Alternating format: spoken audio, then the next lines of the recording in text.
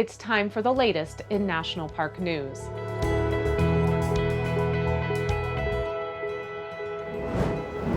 I'm Abby Epperson, and this is RV Miles, where each week we share the latest in RV and camping news, and from time to time, we focus directly on the national parks as a compendium to our America's National Parks podcast, which you can find on any podcast app. This Senate has confirmed Charles Chuck Sams III as head of the National Park Service, making him the first Native American to lead the agency. The National Park Service is a very special agency with a timeless mission to preserve resources and to inspire current and future generations. I'm excited to lead that mission. Although I have not worn the National Park Service uniform, I have worn the uniform of the United States Navy during wartime, and I wear the regalia of my tribe to honor my ancestors and elders. These uniforms are reminders of the sacrifices made to protect our homelands and the responsibility to pass down those lands in a stronger state than they are now. Sams was confirmed last Thursday evening by voice vote, indicating unanimous support. Sams served in the Navy as an intelligence specialist before working in natural resource and conservation management. He will be the first Native American to head the agency and will serve under Interior Secretary Deb Haaland, the first Native American cabinet secretary. The Department of the Interior and Transportation have announced their intent to funnel money into projects in national parks and on other public lands from the recently passed infrastructure bill.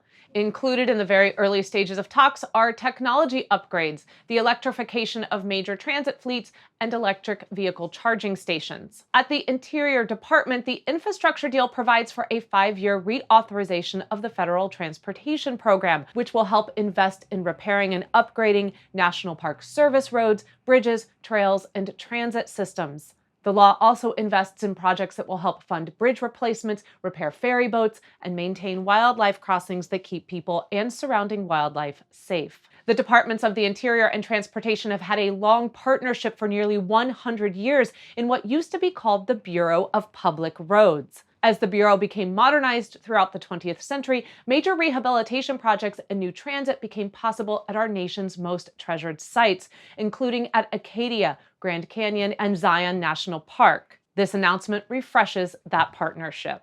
Land managers in the southern Sierra Nevada are reckoning with the effects of large wildfires ignited by a significant lightning event earlier this year. Those fires include the KMP complex, which burned mostly within Sequoia and Kings Canyon National Parks, and the Windy Fire, which burned mostly on the Sequoia National Forest. They estimate that across the footprints of these two fires, between 2,200 and 3,600 large giant sequoias have been killed or have been so severely burned that they are expected to die within the next 3 to 5 years.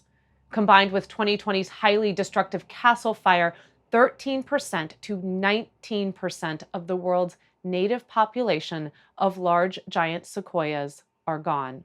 Sequoia and Kings Canyon Superintendent Clay Jordan said, quote, "The sobering reality is that we have seen another huge loss with a finite population of these iconic trees that are irreplaceable in many lifetimes."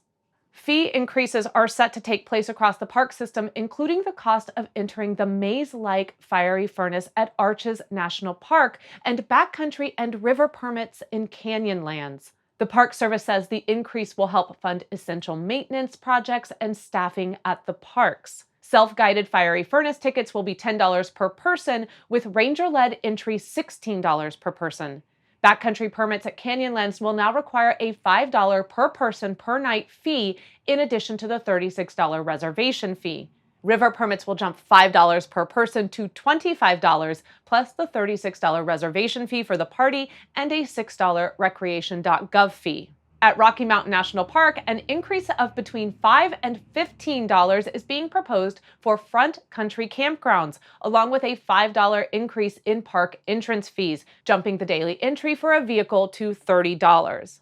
There are no proposed changes to the $35 weekly pass or $70 annual pass. Of course, we always recommend people buy the $80 annual America the Beautiful pass that gets you into all national parks and other fee-charging federal lands. Check out our video on the federal land passes in the description below. A 38-year-old mystery may finally be solved as skeletal remains recovered on the west side of Rocky Mountain National Park are believed to be those of Rudy Motor, who disappeared in the park on February 13, 1983. Motor was a 27-year-old hailing from what was West Germany at the time. He lived in Fort Collins and was an experienced winter mountaineer. He departed Zimmerman Lake Trailhead for a 2 to 3 day ski mountaineering trip over Thunder Pass and into Rocky Mountain National Park, never to return. His roommate reported him missing 6 days later, and search and rescue teams began attempting to locate him. Their efforts were hampered by more than a foot of fresh snow. Over the course of a 4-day search, teams managed to locate Motor's food cache, gear, and a snow cave he made, but never found Motor himself. Further searches that following year failed to turn up any additional clues. That was until August of 2020, when skeletal remains near avalanche debris were discovered by a hiker. Rangers conducted an initial search but quickly had to redeploy services as the Cameron Peak fire threatened the area, followed by the East Troublesome Fire, and then a blanket of snow. This summer, park rangers were able to continue the search and found skeletal remains, along with skis, poles, boots, and other personal items believed to belong to Motor. Officials worked with the German government to analyze dental records, notify the family, and repatriate the remains. Park officials think Motor may have been caught in an avalanche. The original search team in 1983 observed several avalanches within the search area. With Motor's case closed, there are 4 visitors to Rocky Mountain National Park whose fate are still undetermined: a 22-year-old hiker who disappeared near Flat Top Mountain in 1933, 2 hikers in their early 20s who disappeared during a storm in 1949, and a 70-year-old man whose abandoned car turned up at Glacier Gorge Trailhead in 2019. If you have any information on these cold cases or the numerous others across the National Park Service, please contact the National Park Service's Investigative Services Branch or the U.S. Park Police. We'll link to the contact information in the description below. That's it for this episode of News from the Parks. We'd be so grateful if you'd hit the like and subscribe buttons, and we'll see you back here next week for another RV and camping news video. In the meantime, here's last month's News from the Parks, and here's one that YouTube thinks you'll like. We'll see you next time.